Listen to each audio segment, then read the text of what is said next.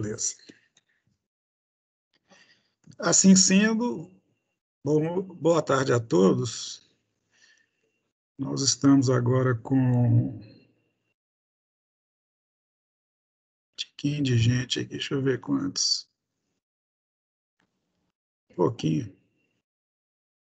Vamos ver aí quantos que tem aqui. Opa. Só 9 participantes. Tá bom, é quase a metade. O pessoal deve estar almoçando agora, né, Chico?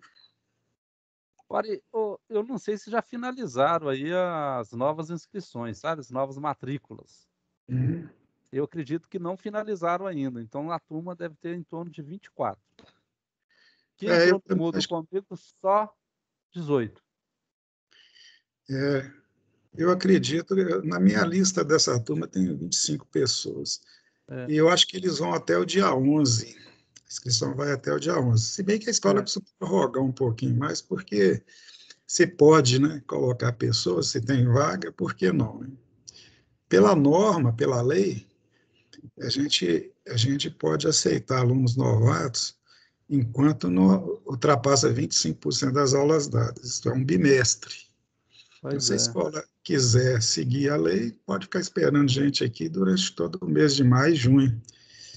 Não sei o que é que eles vão fazer. De qualquer forma, o que interfere na nossa vida aqui é que inicialmente, a gente tem que andar um pouquinho devagar, porque, afinal, as pessoas que vão entrar também têm direito, né? Se eles não entraram, porque tem algum motivo.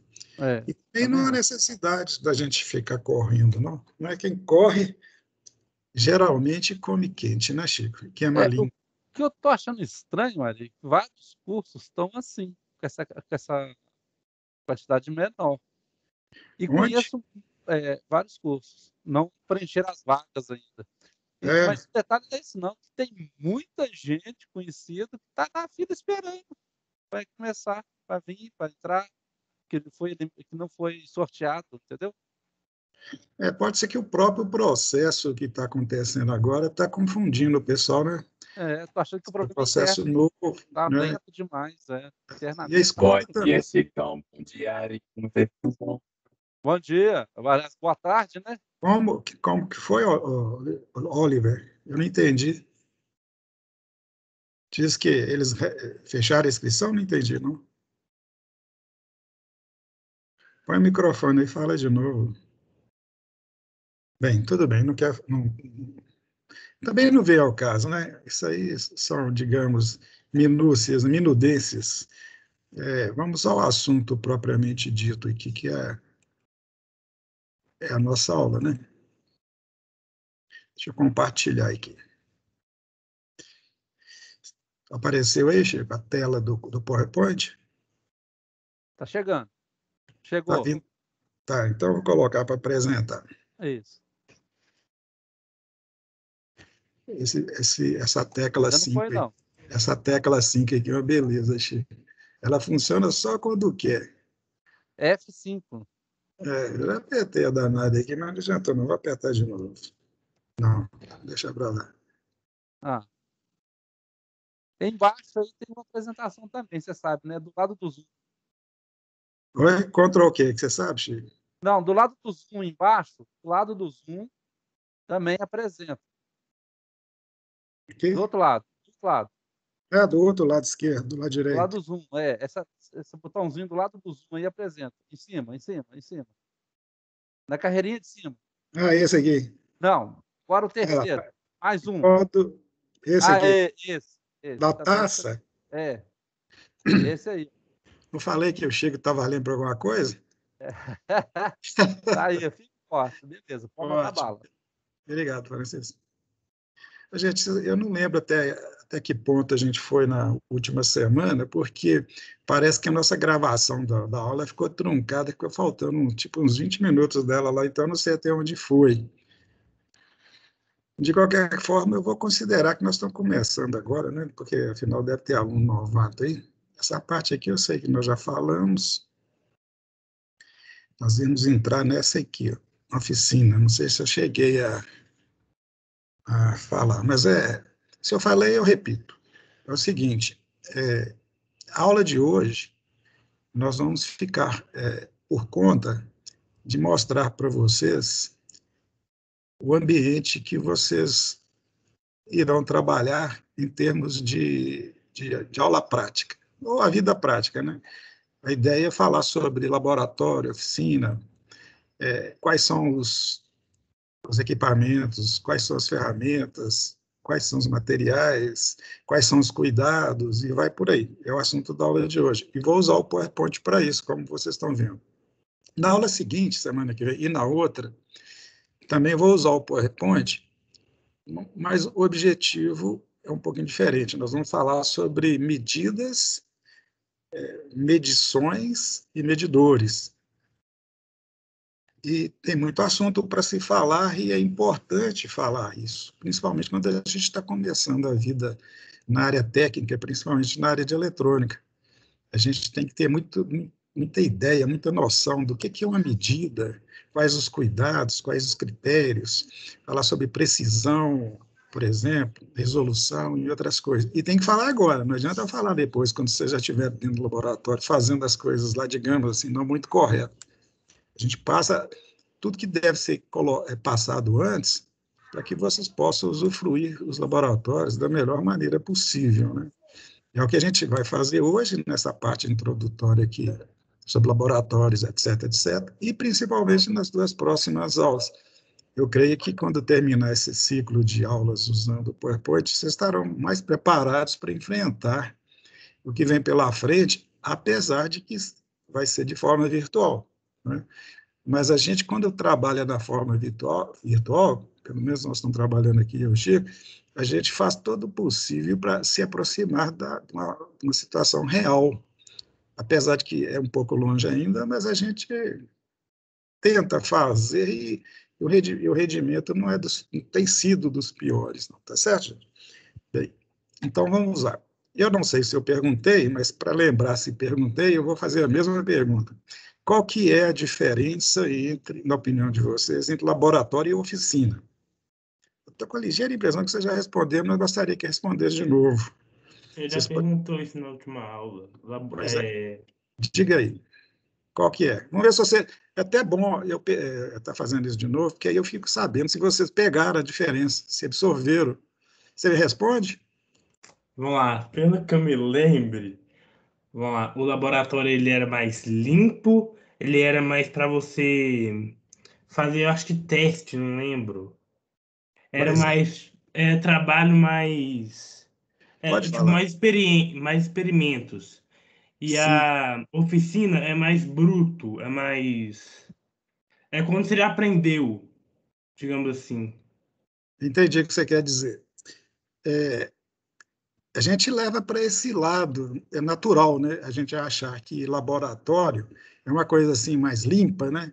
Quando você disse limpa aí, eu quero entender que você quis dizer mais sofisticado, é isso? É mais organizado, Mais com organizado, equipamentos mais tecnológicos, digamos assim. isso, entendi.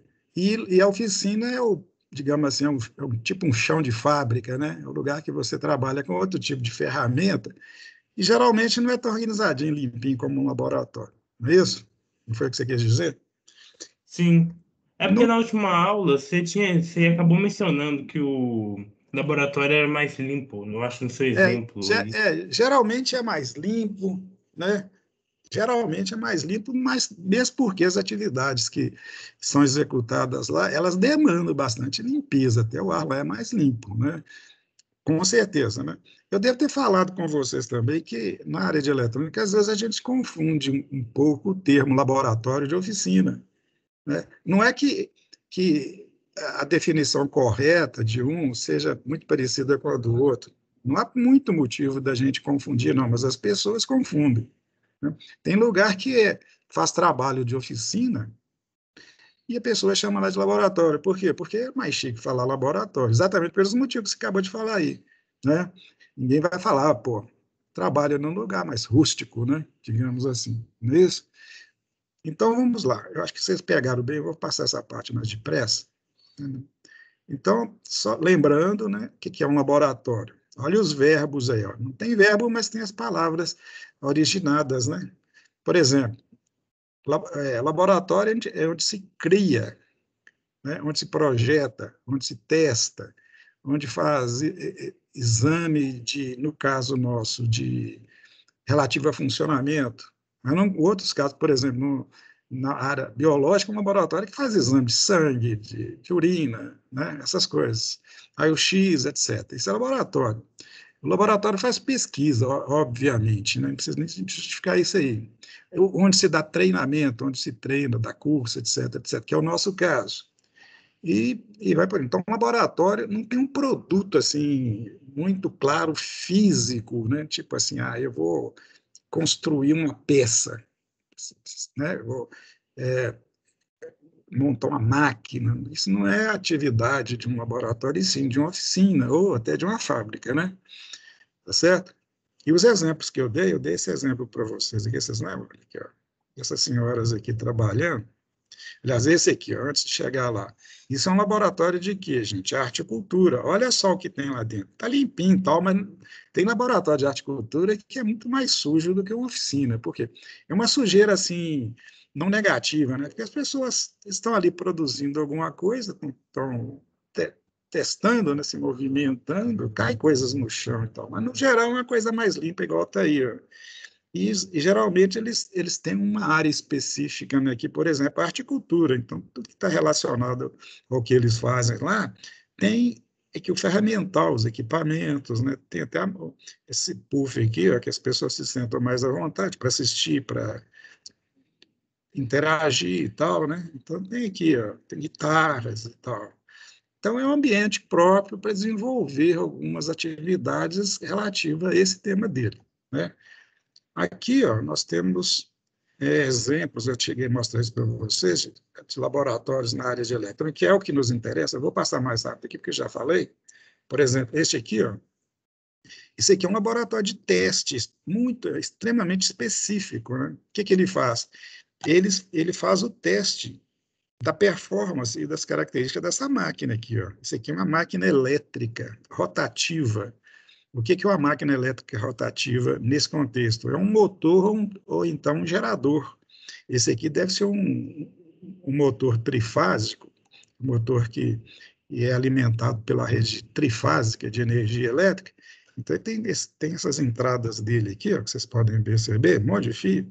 E esses fios, existem duas categorias, né? A principal é a que leva energia elétrica para ele.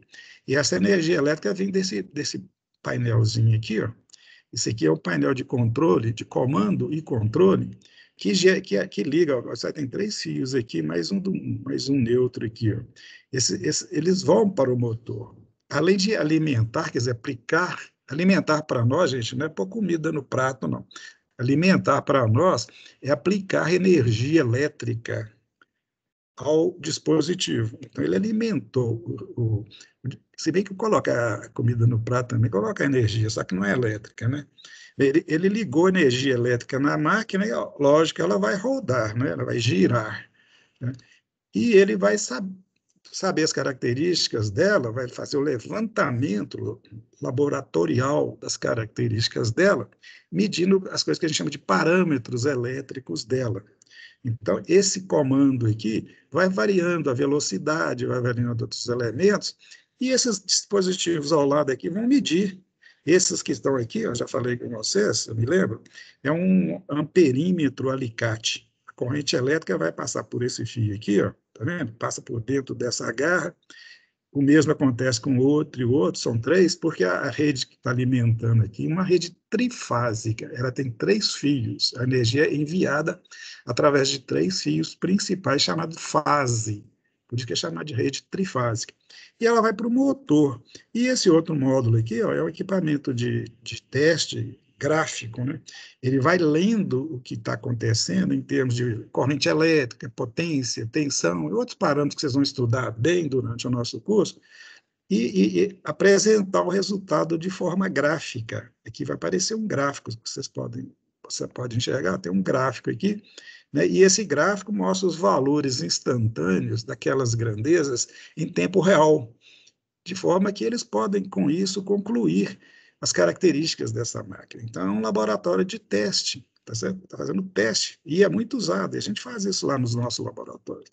Aqui na parede, aqui, ó, nós temos algumas chaves aqui, ó, que são elementos que ligam, desligam o circuito, efetua a proteção. Por exemplo, se der um curto elétrico aqui, o que vai acontecer? Uma chave dessa vai abrir e proteger o sistema, né? Tem medidores aqui de painéis, no caso aqui é de painel porque tem ponteiro, né? De painel porque está no painel, e analógico porque tem ponteiro. E tem esses elementos aqui, ó, que são os bornes, que a gente alimenta os elementos aqui para eles poderem, por exemplo, medir, ou então obtém deles, né, algum elemento, algum valor e tal. Em resumo, isso é feito num laboratório de teste. Isso aqui, ó, é parte de um laboratório de teste. Está longe de ser uma oficina. Eu não construo nada aqui, não sai nenhum produto físico, e sim um produto, tipo um gráfico, um produto estatístico. Isso é laboratório. Aqui também eu lembro de ter mostrado para vocês, né, um laboratório de aula, um laboratório didático. Eu obtive isso na internet, eu peguei isso de alguma escola, não me lembro qual, mas por coincidência é muito parecido com os nossos. Os nossos laboratórios são muito parecidos, eles têm bancadas, na maioria deles, né, tem bancadas parecidas com essas aqui. Ó. Lá no prédio 19 do Campus Nova Gameleira, tem 19 laboratórios exclusivos do curso de eletrônica, tá, gente? Só para ilustrar isso que eu estou falando. E a maioria deles parecem com esse aqui. Além desses laboratórios parecidos com esse, ainda tem laboratório do aluno, que também parece muito com esse aqui. O laboratório do aluno, ele é um lugar que vocês vão fazer muito teste lá, ele é aberto para vocês. Tá? O aluno é que entra, o aluno pega o equipamento que ele precisa lá no nosso almoxarifado. Alguns já ficam constantes no laboratório, mas alguns outros ele pega lá no almoxarifado e fica lá o dia inteiro fazendo teste, pesquisa, resolvendo os trabalhos práticos que os professores vão passar durante o curso. É um ambiente muito agradável e cheio de aluno aqui trabalhando, que dá gosto de ver. Mas então é um laboratório. Esse aqui está vazio, mas dá para perceber que tem um conjunto aqui de equipamentos. Ó. Em cada bancada tem vários conjuntos iguais. Se vocês observarem, tem vários conjuntos iguais. Tem muitos que estão repetidos. Por quê? Porque você não vai fazer colocar uma bancada desse tamanho só para um grupo pequeno de alunos. Né? Certamente essa bancada aqui é para 2 ou 3 grupos de alunos, que geralmente, durante a aula, fazem a mesma coisa. Os nossos lá, desses 9 que eu falei, eles são preparados para cada bancada ter somente 2 alunos. E sendo assim, a turma que entra lá são 10 alunos, porque são 5 bancadas. Então, um laboratório, por exemplo, que vocês vão usar, que estava previsto para vocês usarem, né? Ele tem 5 bancadas, cada bancada fica uma duplinha, né, de 2 alunos, e tem equipamento completo para 2 alunos fazerem as suas experiências lá. Né? E as experiências que vocês fariam lá são mais ou menos as que nós vamos fazer aqui de modo virtual, tá certo? Mas são experiências. Vocês vão pegar um circuito e fazer a análise dele, pôr para funcionar e fazer a análise dele, porque você está fazendo um estudo, né? Esse exemplo aqui, eu lembro de ter mostrado também, para variar, é um laboratório de pesquisa. Cara. Geralmente, o laboratório de pesquisa não tem muita gente, não. Né? Alguns pesquisadores e um monte de equipamento. É diferente de um laboratório de aluno. Né? Um laboratório de aluno não tem tanto equipamento, porque não há necessidade da diversificação dos equipamentos. Geralmente, são equipamentos básicos e os painéis didáticos, e muito aluno. Né? Já num laboratório de pesquisa, não é comum ter muita gente trabalhando lá. Normalmente é um por bancada, e cada bancada é repleta de equipamentos que têm as especificidades dependendo do que está se pesquisando lá. Né? Esse laboratório, essa área ampla aqui, nesse momento que foi fotografado, só tinha um pesquisador. Mas aqui daria por mais uns 3 aqui, não teria problema, não. Nós temos também laboratório de pesquisas lá no nosso conjunto, né, que é usado geralmente por professores fazendo pesquisas, né, por alunos sendo orientados por professores, e também, em alguns casos, de aluno participando, fazendo alguma pesquisa de trabalho das nossas feiras tecnológicas, que tem todo ano. É a conhecida Meta. Outro exemplo de um laboratório aqui que está aparecendo para mim mais de pesquisa também, pelo mesmo critério que eu adotei para nomear os anteriores. O próximo, cheguei a falar também, próximo não, né, gente? Próximo são todos, né? Então, aqui está o conjunto de todos. Aqui tem uns rapazinhos trabalhando aqui, é um laboratório também de pesquisa, eles devem ter montado, eu estou inferindo, tá? Eles devem ter montado algum trabalho passado por professores e estão aqui testando. Está com cara de ter sido isso, e vocês vão fazer muito isso, pode ter certeza, se Deus quiser. Agora vamos ao outro caso, né, que é a oficina, né, que é mais fácil a gente visualizar, porque a oficina é o que mais tem, né? Qualquer área, é onde se produz alguma peça, algum produto, né, físico, por exemplo. Nem sempre, né, mas quase sempre. E que é uma oficina de arte, né? Qual o nome que eu dei para isso aqui? Deixa eu passar para frente, só para lembrar.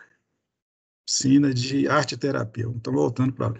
Tem umas senhorinhas aqui, ó, parece da terceira idade, né? Ganhando seu tempo, né, gente? Ganhando seu tempo. Chega a uma certa idade, você tem que pôr a cabeça para funcionar, os músculos, né? Não ficar em casa, não, sair. Então, eles estão fazendo o quê?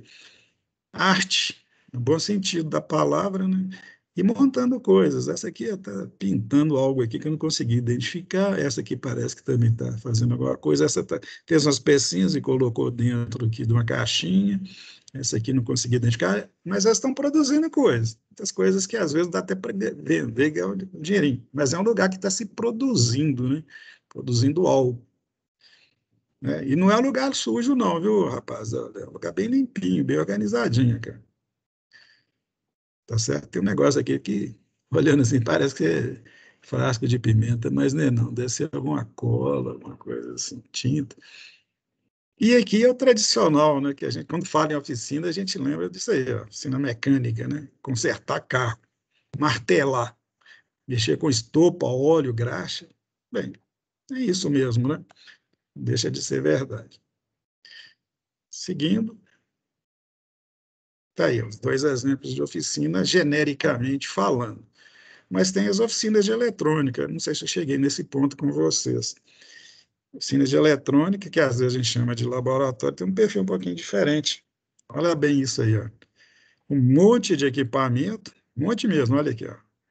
Uma variedade, uma bancadinha pequenininha, um lugar para a pessoa sentar. Em resumo, a pessoa vai montar alguma coisa aqui, vai criar alguma coisa aqui. Então, tem os equipamentos que ele usa para testar, né? Você não monta o circuito sem testar.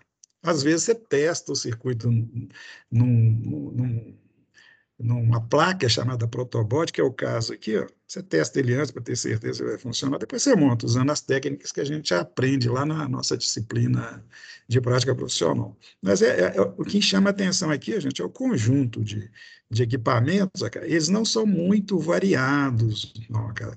Geralmente tem alguns tipos, alguns medidores, e muito lugar para pôr ferramenta, para pôr componente, cara, e etc. Tem soldadores e coisa desse tipo. Por quê? Porque você vai produzir um aparelhozinho, por exemplo, algo nesse sentido. Ou fazer uma manutenção de um aparelhozinho, tipo um celular, e vai por aí. Geralmente é um setor assim, não muito organizadinho também, né, gente? É o que você falou, a oficina é suja, né? Não é suja, às vezes é desorganizada. Mais um exemplo aqui, ó. Mesma coisa, só mudou a cara, mas é a mesma coisa. Um monte de equipamentos, né?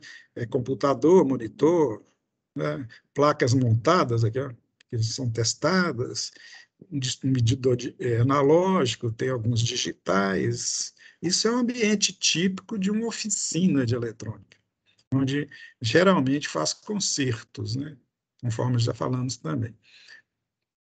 Aqui, o próximo, esse aqui eu lembro de ter falado, isso aqui é uma foto que me foi enviada por uma aluna que eu orientei recentemente. Ela estava fazendo estágio e terminou, me parece, tem 1 ou 2 semanas no máximo o estágio dela. Aliás, o estágio dela está terminando essa semana, mas ela já terminou a parte acadêmica com a gente e já foi aprovada. Isso aqui é um laboratório de laboratório, eles chamam de laboratório, por isso que eu falei laboratório, mas é uma oficina onde faz manutenção de equipamento de aeronave. Ela fica lá na Pampulha, exatamente porque é perto do aeroporto, né? Então eles trabalham fazendo manutenção de alguns equipamentos usados em pequenos aviões, helicóptero e tal. E ela trabalhou, ou está trabalhando ainda, nisso aqui. Então, vem o equipamento aqui, eles colocam na bancada e fazem os testes, fazem as manutenções necessárias, né? Agora, vocês não se preocupam com isso, não. Se vocês acharem que não tem condição, vocês podem ter certeza que tem, viu? Ela, inclusive, conversando com ela, ela disse que chegou aqui morrendo de medo de não estar conseguindo, de não estar com a segurança para fazer, e saiu de lá com a segurança, chegou no final do estágio com a segurança invejável. Eu acho, inclusive, que eles vão contratar ela, se já não contrataram, porque ela aprendeu muita coisa, desenvolveu, se aplicou muito, e ela é uma menina muito inteligente, né? Então, aqui é um ambiente onde ela trabalhou, você pode observar que tem 2 bancadas ou 3, são geralmente pequenos esses lugares. O problema é que, normalmente, eles não são muito arejados, não. Está com ar-condicionado lá, porque a temperatura é bom que seja controlada, né? E a gente vai ter que conviver, vocês vão ter que conviver trabalhando em locais pouco arejados, com pouca circulação de ar. Inclusive, eu perguntei a ela, você não tem saudade? Na hora que você fica lá, você não sente falta de ver umas árvores, não? Porque não tem janela. Eu falei, isso aí, professor, realmente, eu sinto a falta de ver árvores lá, porque é tudo fechadinho. É isso aí, é natural ser assim. Natural não, mas é assim. Aqui tem outro exemplo típico mais um exemplo típico de oficina. Mesma coisa das outras, cara. Cheio de ferramentas, medidores, soldador, cara. Esse aqui não sei o que é, não estou localizando. Pode ser talvez uma fonte. Então é isso aí. Ó. Tem uma luzinha aqui, observe isso aqui. O que é isso aqui? Isso é uma lâmpada que a pessoa usa para iluminar diretamente a parte que está trabalhando e fazendo manutenção. Né?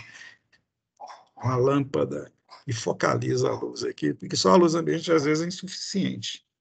E tem os locais aqui para guardar os componentes, cara. Isso aqui são caixas, são gavetas, né, com divisória, onde vocês colocam os componentes eletrônicos, que são infinidades, né? Às vezes tem milhares de componentes eletrônicos. Coisas que vocês vão conhecer a rodo dentro do nosso curso. E isso aqui, acho que eu não falei também não, mas eu não poderia deixar de mostrar para vocês isso aí, ó, o vergonhoso, o triste e perfeitamente comum e compreensível lixão. O nome que a gente dá, pelo menos lá nos nossos laboratórios, é de lixão. Nós temos o nosso lá. O que é o lixão? Lixão é isso aí, ó. É o lugar que você entulha tudo que você devia jogar fora e não tem coragem de jogar. Todo lugar tem isso aí. O nosso é, sei lá, umas 5 vezes maior do que esse aqui. Tá certo? Porque a gente que mexe com oficina, com laboratório, a gente tem uma dor de jogar fora as coisas, porque a gente sempre acha que vai precisar daquela pecinha, daquele componente, ou daquele aparelho que você pode consertar algum dia, né? Só que vai entulhando, entulhando, esse algum dia nunca chega. Mas a gente não tem coragem de jogar fora. Olha aqui, micro-ondas, um em cima do outro, está passando a hora de jogar fora. Um monte de caixas aqui, que não deve ter nada dentro dela, mas coloca lá, porque pensa, um dia eu vou vender aquele aparelho, eu vou precisar da caixa para entregar. Tudo bobagem. É o nosso hábito de juntar as coisas. O ser humano é o juntador de coisas. E não se sabe por quê, né? A gente coleciona coisas. Né? Se eu falar com vocês que eu tenho mais de 7 mil filmes gravados, você não vai acreditar, né?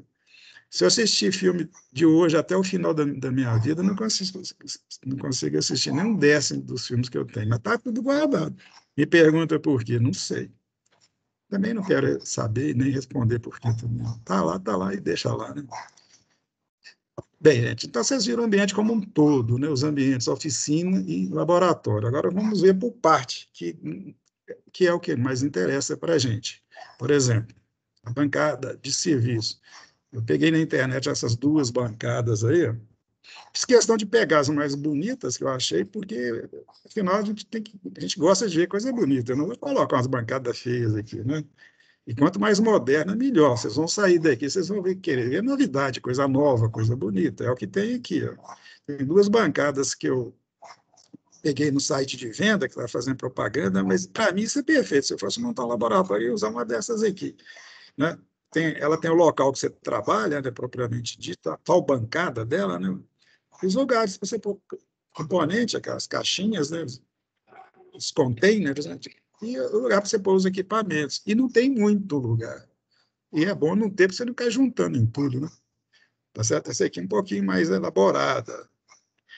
O que eu chamo a atenção é que, é importante chamar a atenção agora para vocês, é que vocês têm que manter isso aqui organizado, né, gente? Não fazer igual que a gente viu lá atrás. Ordem e progresso, que nós está na nossa bandeira, né? Armários também, existe uma infinidade de tipos. Eu peguei os mais chiques, né? Obviamente, pelo mesmo motivo das bancadas, né? São armários divididos em escaninhos. Esse aqui tem 1, 2, 3, 4, esse 3, 12. Esse aqui tem 1, 2, 3, 4, tem 8. Cara.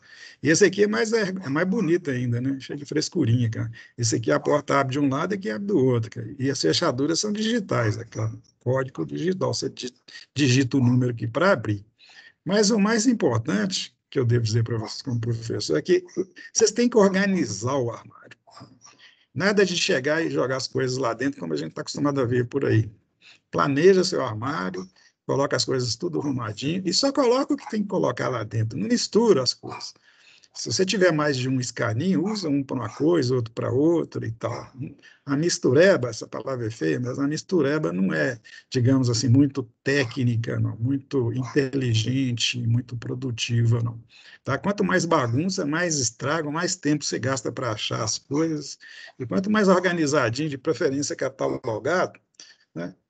Você faz uma planilha, né? Armário tal, tal coisa. Né? Senão você não acha. Né? Citando o meu exemplo aqui, didático dos filmes, né?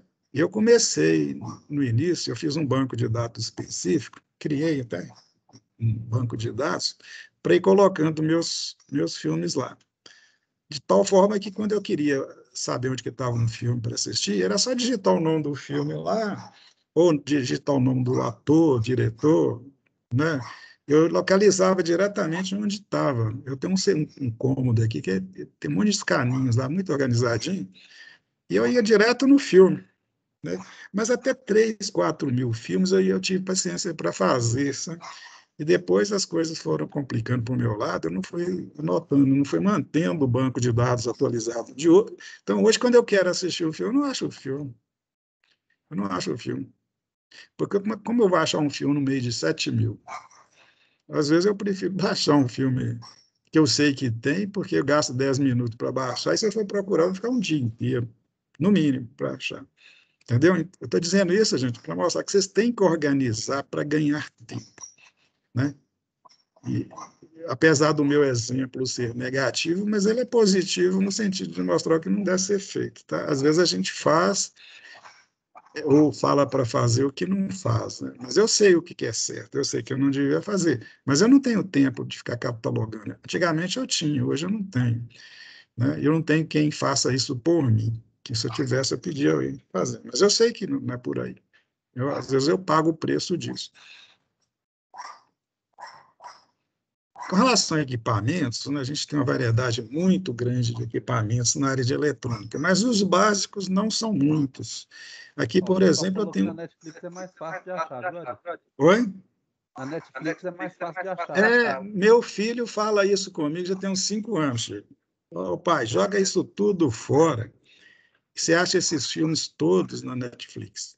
Ele está parcialmente certo, Chico. Mas eu tenho muito filme, muito mesmo, que não tem na Netflix, porque é devido ao meu gosto. Na Netflix você não acha um filme feito em 1915, igual aquele que eu falei com você hoje cedo. Você não acha na Netflix, você acha os últimos filmes, até certo ponto, os últimos dos últimos. Filmes. Teve vários que eu já busquei na Netflix e não achei nenhum. Pois é, não tem todos, né? Não. Então, eu dificilmente alguém me fala de um filme que eu não conheço, porque eu sou cinéfilo desde que eu tinha 10 anos de idade. Com 10 anos eu já era cinéfilo. Né? Então, cinéfilo é aquele cara que gosta de ver filme, gosta de ter o filme, de analisar o filme, de conhecer tudo sobre o filme, de todos os filmes. Então, eu tenho filme brasileiro, americano em grande parte, francês, sueco, japonês, russo. Você não acha isso na Netflix nunca. não é comercial. A Netflix tem o que o povo, de um modo geral, quer, porque ele vai pôr ali o que vai ter demanda, né? E meu gosto é muito esquisito, né? Então, é complicado. Então, eu tenho os filmes lá, né? Tem filme lá, Francis, que eu tenho 5, 6 versões dele. Por quê? Porque às vezes eu quis assistir, não achei, e baixei. Tá lá. Assisti. Passou um tempo, eu quis ver de novo, porque eu gosto de ver o filme. O filme que eu gosto de ver mais de uma vez. Aí, vou achar, não acho, abaixo de novo, né? E tem outra, como os filmes que eu tenho, a maioria, pelo menos uns 50% é baixado na internet, o resto foi comprado. Mas realmente mais de 50% é baixado. Antigamente a gente baixava filme com uma resolução, depois foi melhorando, foi melhorando. As televisões, os televisores, né, foram aumentando de tamanho e eles, para as imagens não ficarem ruins, eles foram aumentando a resolução dos filmes, né? Hoje já está 4K. Então, se você pega um filme com a resolução, por exemplo, de um VHS, e vai passar numa televisão de 50, 60 polegadas, fica uma loucura, fica a coisa mais feia do mundo. Você tem que baixar um filme com a resolução mais alta, senão não vale a pena você ter uma televisão grande, né? Então, eu tenho versão de filme que eu não jogo fora porque eu não achei ainda, mas que aparecer na minha frente, eu jogo fora com resoluções de DVD, que é de 480. Tem lógico que passar um filme com resolução de 480 numa televisão grande, né? Fica uma imagem muito feia. É isso, né? Vamos deixar o cinema de lado por enquanto. Então, aqui nós temos um multímetro então, analógico. Por que eu sei que é analógico? Não é só por isso, né? Mas é basicamente porque tem ponteiro. Tá? E esse outro aqui ó, é um digital, que é mais usado, né? Ou pelo menos o pessoal acha que é mais usado. Eu também acho que é mais usado, mas não quer dizer que é muito mais usado. Né? Porque o analógico, nesses laboratórios e oficinas, eles têm uma aceitação muito boa tem características de robustez, né, muito boas, né? Apesar do que os digitais também são mais robustos, né? Agora, tem uma diferença grande, gente, de termos de medida, nós vamos falar disso na aula que vem, é que o analógico, ele dá uma percepção psicológica da medida que o digital não dá. E é importante essa percepção. Vou dar um exemplo aqui. Suponha que você ligou esse aparelho, fez uma medida que o valor fez o ponteiro chegar no final da escala. Digamos que o final da escala é 100. Não vou dizer o que é, né? Mas digamos que seja 100 volts. Você não sabe o que é volts ainda, não chegou a aprender, ou 100 amperes, né? Digamos, de forma fictícia. E esse aqui também mediu, deu 100. Mediram a mesma coisa, esse deu 100, esse cá deu 100. Esse aqui mostrou o 100 com ponteiro lá no final. E esse aqui ficou um númerozinho 100 lá.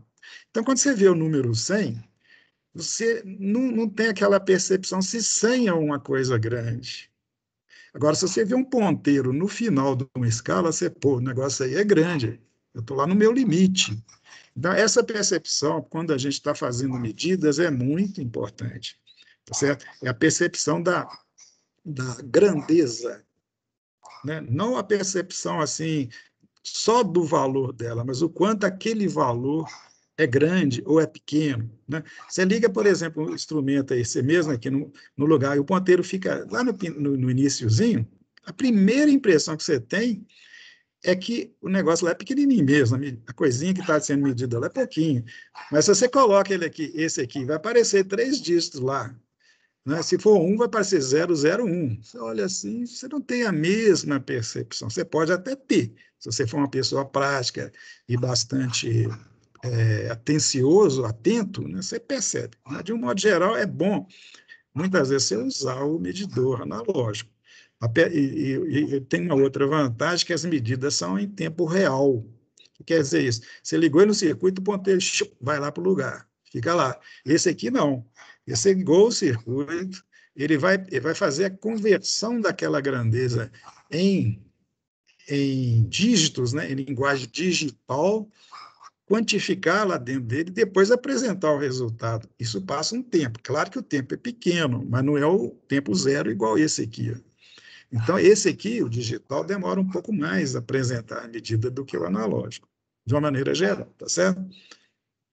Vou falar sobre isso muito durante o curso, quando a gente estiver trabalhando com instrumentação.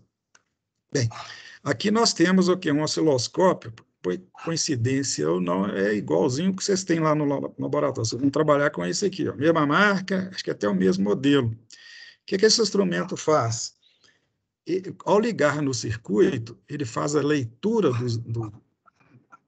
de alguma coisa lá no circuito, que eu não vou falar agora, porque vai confundir a cabeça de vocês como iniciantes. Mas tem algumas grandezas elétricas ou eletrônicas que ele mede e apresenta o resultado aqui, ó, de forma gráfica. Ele tem uma tela aqui, ó, não só de forma gráfica,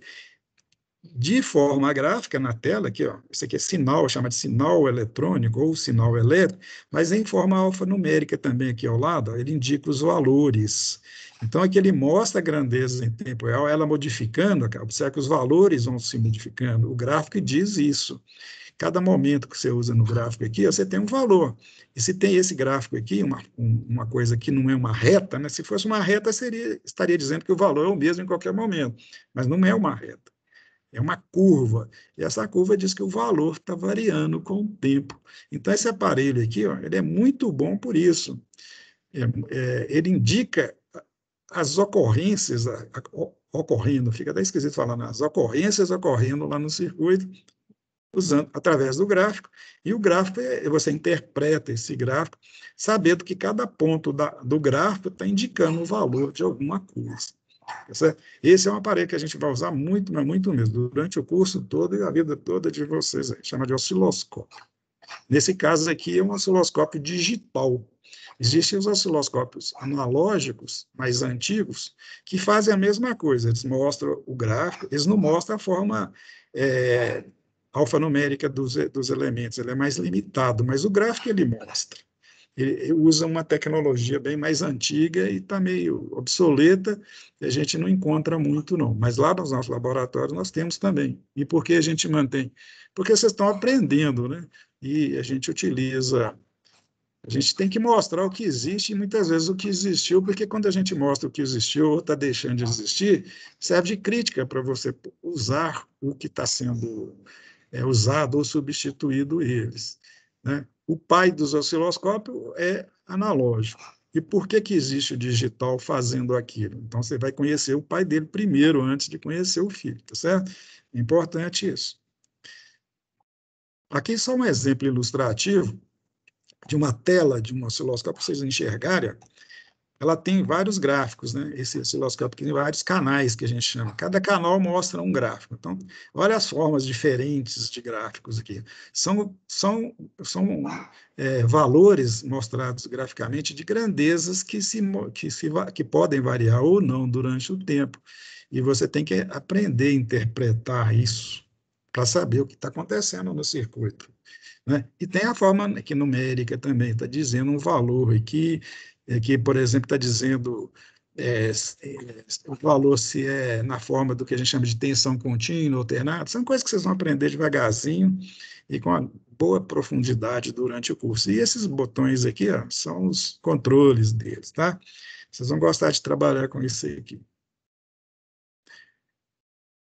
Então, fonte de alimentação. O que é a fonte de alimentação? A fonte de alimentação, gente, não é uma panela cheia de comida, nem um prato cheio de comida. Fonte de alimentação é aquilo que alimenta o circuito com energia elétrica, né? Os circuitos eletrônicos ou elétricos precisam de energia elétrica para funcionar, né? Ou você liga ele na rede elétrica, né, e pega o valor que ela fornece, né, que digamos assim, não é adequado para os equipamentos eletrônicos, eles têm que ser trabalhados, modificados, formatados. O que faz isso é a fonte de alimentação. Ela é ligada na rede elétrica e produz aqui, ó, apresenta aqui, ó, os valores que a gente chama da tensão elétrica, que eu vou ligar direto nos aparelhos. Então, nós temos aqui os ajustes, né, os controles, que nós vamos entender direitinho mais no futuro, e o resultado aqui é que vai indicar o que ela está fornecendo. Todo circuito tem que ter isso, tá? Uma fonte de alimentação. Seja um aparelho como esse, que é razoavelmente sofisticado, seja um não sofisticado, que pode ser uma bateria, por exemplo, é uma fonte de alimentação. É o menos sofisticado que tem, mas começa por aí, né? Nós vamos começar a estudar as fontes de alimentação através de baterias, pilhas e baterias. Como eu estou mostrando no laboratório, né, estou escolhendo os mais bonitos. Né? Aqui, por exemplo, é um gerador de funções de boa qualidade. Essa marca aqui, ó, Keysight, é uma das melhores que tem. O que ele fornece? Ele fornece tensão para o circuito, mas não é com o objetivo de alimentar o circuito, para o circuito funcionar com aquilo, com aquela energia que está alimentando. Mas ele fornece a tensão elétrica, que a gente chama, e vai mostrar para vocês o que é isso, o que é tensão elétrica, com formatações diferentes. Né? Porque a tensão elétrica ela pode nos ser fornecida com várias formas diferentes. E essas formas são utilizadas para você analisar o comportamento de diversos tipos de circuito, exatamente para ver como é que ele funciona, para ver se está funcionando. Então, tem muitas e muitas e muitas formas diferentes, né? E cada uma mais louca que a outra, sendo que as básicas são fornecidas por um gerador de função. Então, você liga esse gerador de função através desses terminais aqui, ó, no circuito, para fazer a prospecção do circuito, para ver como que ele se comporta se eu ligar um sinal de um jeito, um sinal do outro, etc. E também é um dos componentes muitíssimos usados. Um laboratório de aluno, né, de estudo, não pode deixar de ter esses dois elementos aqui, nem o osciloscópio, nem os multímetros. São os elementos básicos de um laboratório, tá? Osciloscópio, quer dizer, multímetro, osciloscópio, fonte e gerador de funções. Tá certo? Esses são os artistas, né, os protagonistas, os mais usados. Não pode ter laboratório sem eles, não. Não dá para você fazer o trabalho de pesquisa, de ensaios e testes tal, sem esses equipamentos, não. Bem, agora vamos a um outro tipo de informação, que é ferramentas. Então, laboratório e também oficina, né, tem um conjunto de ferramentas. Né? Quer se Mas nada não, tá ali. Tá, obrigado, Chico. Eu já até dei uma olhada aqui no celular, faltam uns minutinhos ainda. Quais as ferramentas mais usadas? Aqui tem o ferro de solda, que, digamos, é o mais usado, porque os circuitos, ao montar, a gente tem que soldar os componentes, tá, gente? Exceto quando você está fazendo teste, fazendo verificação em painéis especiais, né, você tem que soldar. A solda é quando você já está na forma definitiva dele. Você não faz encaixe de componente eletrônico para montar circuitos se não for na forma provisória, porque o encaixe dá o que a gente chama, vocês vão ter esse grande problema a vida toda de uma coisa chamada mau contato. O mau contato é quando você junta dois fios ou dois componentes e pensa que eles estão dando um contato físico. Eles estão encostados no outro, mas o contato não é bom, não é perfeito. E os contatos em laboratórios, em circuitos eletrônicos, tem que ser perfeitos, tá certo? Tem que ser perfeito, né? Não é pouco perfeito, não, tem que ser perfeito. E tem que soldar para isso, é a única forma dele ser perfeito. Então, tem essa ferramenta aqui que é a mais usada, né? E tem um outro exemplo dela aqui, ó. Opa, que também é um soldador. Eu coloquei esses dois exemplos para mostrar assim, observe que o soldador está apoiado aqui, ó. E esse aqui também, ó, tem um apoio aqui também. Por que o apoio? Porque esse elemento, gente, ele trabalha quente, né? Exceto se você não ligou ele por algum tempo, ele estará quente lá. Se ele está quente e você deixa ele solto na bancada, corre o risco dele encostar em alguma coisa, até em você mesmo, né? Te queimar. Né? Vocês vão observar que os nossos laboratórios lá, tem vários laboratórios lá que tem já parte da bancada queimada. Né? A bancada ela tem um revestimento de fórmica, por exemplo, mas isso aqui, quando encosta na forma, queima. Então, tem umas marcas feias lá, de soldador que queimou, e a gente fica triste por isso, porque demandou falta de cuidado, tanto do aluno que usou, quanto do professor que devia ter orientado o aluno. Soldador, ele tem que ficar no suporte, certo? Quente ou não, ele tem que ficar no suporte. E esse aqui, ó, esse suporte aqui é um pouquinho mais trabalhado, ele tem um ajuste aqui, ó, de temperatura, controla a temperatura da ponta do soldador, e tem uma almofadinha aqui para você manter a ponta limpa, né? Porque, afinal, você está usando solda, a solda geralmente é uma liga de chumbo e estanho que fica... Que você solda lá, fica lá na solda, mas uma parte dela fica lá no soldador. Você tem que manter limpo para fazer um trabalho mais, digamos assim, mais, faltou a palavra aqui, mais certo, né? Mais limpo mesmo. Aqui chama pistola de soldar, devia ser de dessoldar, porque é usado para tirar a solda. Quando você dá um clique aqui no gatilho dela, essa ponta aqui, ó, instantaneamente vai a uma temperatura muito alta e funde a solda e você pode tirar o componente tranquilo. Você não fica lá esperando esquentar, ela esquenta rápido, esfria rápido também. Mas também esquenta muito, tem que tomar cuidado para não queimar os componentes eletrônicos, que são muito sensíveis a temperaturas altas. Aliás, temperatura alta é o maior bandido para o componente eletrônico, como vocês vão perceber. Bem, aqui é uma estação de solda, né? O nome está dizendo estação, né? Quer dizer, tem todos os elementos, né? De boa qualidade, inclusive, que você vai precisar quando estiver colocando solda no circuito, soldando um componente no circuito, ou retirando, né? Aqui, por exemplo, tem esse negócio aqui, ó. Isso é como é que chama isso? Esqueci, Chico, é um sugador, né? Ele tem uma ponta aqui de plástico e aqui uma alavanca. Quando você aperta essa alavanca, você pressiona o ar dentro dele.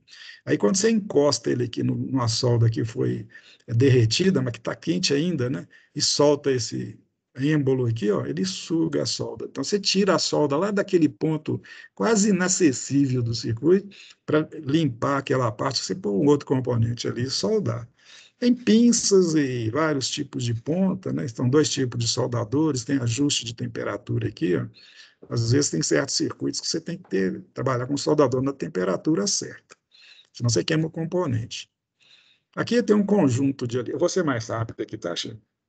Falta só 7 minutos. Tem um conjunto aqui de alicates, que é outro tipo de ferramenta que a gente usa muito, que eu vou passar mais rápido aqui, ó. Vou pôr todos aqui e falar rapidamente. Ó. O alicate universal, o nome está dizendo, ele é universal, né? Serve para tudo, né? Até para bombeiro ele serve. Mas o que me levou a colocá-lo aqui é o fato de ter que lembrar para vocês que tem uma parte isolante. Não usem alicate que não tenha essa parte isolante, que é a parte onde você vai pegar. Né? A parte que você vai colocar lá no componente é essa aqui, ó, a metálica. E toma cuidado para não ficar encostando em coisas que precisam de cuidados especiais no sentido de evitar curto-circuito, porque essa parte aqui é condutora de eletricidade, essa parte não é condutora. Você pegando aqui, ó, a manopla dele, o cabo dele, você está se protegendo, principalmente se você estiver trabalhando com tensões elétricas altas, por exemplo, mexer na rede elétrica, que é de 127 volts, 220 volts. Se você estiver consertando uma tomada na sua casa, um fio que soltou lá na tomada, então você tem que usar um alicate bem isolado e não deixar a parte metálica encostar na sua mão ou em alguma parte do fio que não poderia encostar porque ele vai fechar o curto-circuito. A mesma coisa acontece com os outros, né? Aqui ó, é um bico, chama de bico chato, é para você fazer aquelas dobrazinhas mais sutis do fio, né? Aqueles anéisinhos para colocar um parafuso, rola um fio no outro com mais cuidado, que esse grandão aqui não dá para fazer isso, não. Esse outro de bico redondo aqui dá, esse aqui é mais, às vezes é mais adequado para fazer aquelas dobras, aqueles elos, né, aquelas coisas redondinhas, porque ele é fininho e tem um bico comprido. Esse outro aqui, chamado de alicate vazador, é usado quando você quer furar. Você está lá com chapas plásticas ou material semiplástico, quer furar e não precisa de usar a broca, né, o furador, você pode usar isso aqui. É uma opção que você tem. Não é que seja muito usado, mas você tem essa opção. Basta você escolher a espessura, o diâmetro do fio, né, ou do furo, melhor dizendo, que são vários diâmetros, cara. Vai aumentando, aliás, vai diminuindo o diâmetro, e posicionar de tal forma que, digamos, você encosta isso aqui, ó. Coloca a coisa que você vai furar aqui, aperta e ele fura. Então é um vazador prático, porque não tem muita churumela, né? Pôs lá, apertou, furou e pronto. Ele é limitado porque, se você for fazer o furo no meio de uma placa larga, ele não tem acesso, né? Mas também, em casos que não tem, você usa e ele é muito bom. Esse aqui é o alicate de corte, chama de corte diagonal, né? Você cortar fio, por exemplo, ele é muito bom. Você cortou o fio, tem gente que usa até para desencapar o fio, né? A gente não, quase todo mundo, né?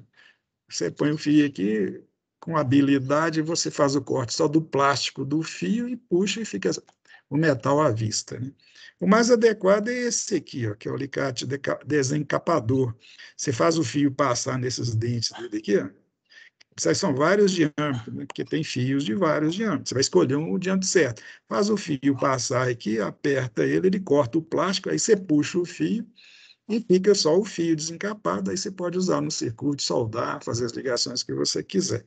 Então, esse conjunto aqui, ó, é o conjunto de alicates que a gente utiliza nos nossos laboratórios e oficina. Chá de fenda, não precisa dizer o que é, né? Só vou mostrar aqui, ó. Chave de fenda é chave de fenda, quer dizer, chave de buraco, né? Fenda é buraco, ou furo, né?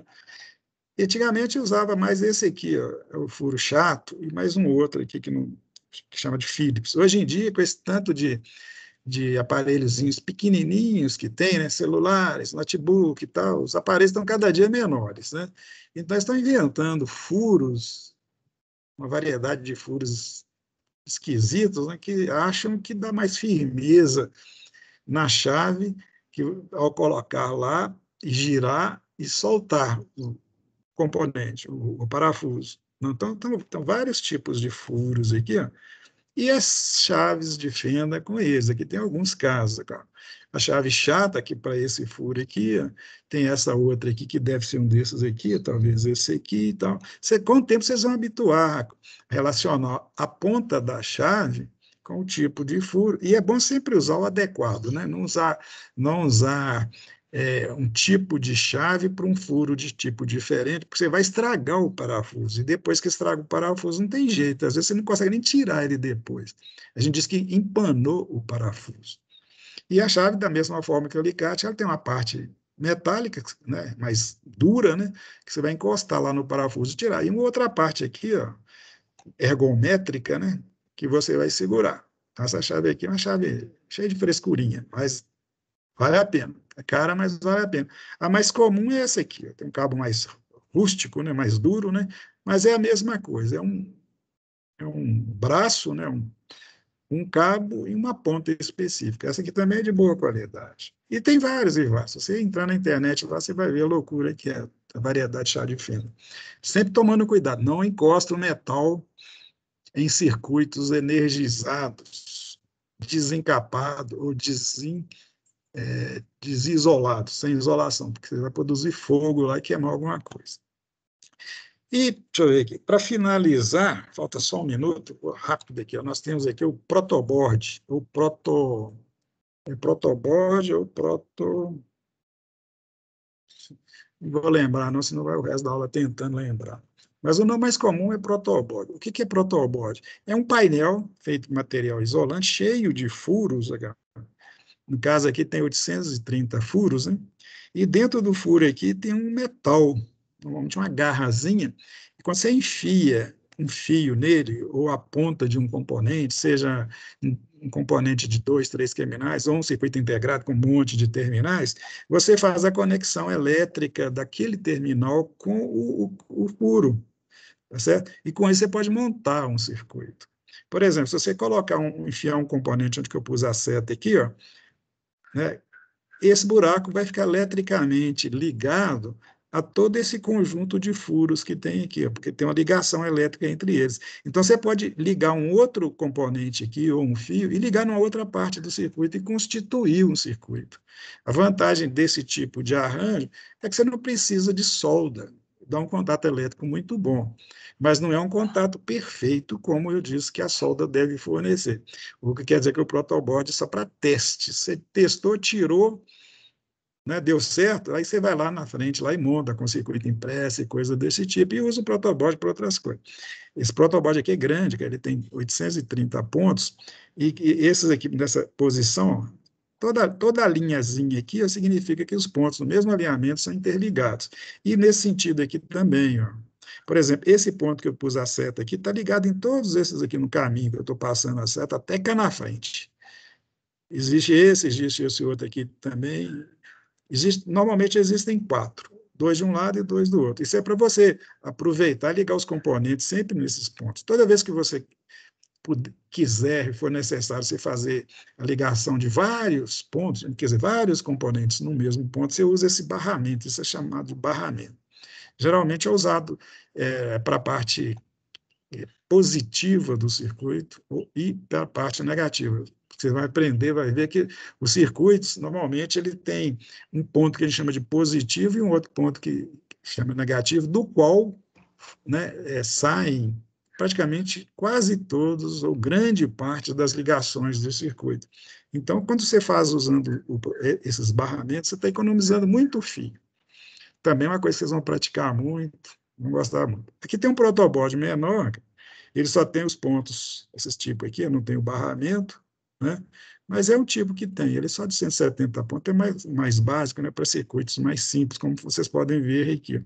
Se bem que esse aqui não é igual a esse aqui, não. Esse aqui é mais simples ainda do exemplo aqui, porque no exemplo tem um barramento aqui. Tem um barramento, tem o outro barramento aqui, lá em cima tem também, que não está mostrado, porque tem um corte aqui, se vocês observarem. Observe aqui, ó, esse fio está ligado aqui, esse fio está ligado aqui, olha os fios, estão todos ligados aqui. Então, como esses pontos estão ligados entre si, ó,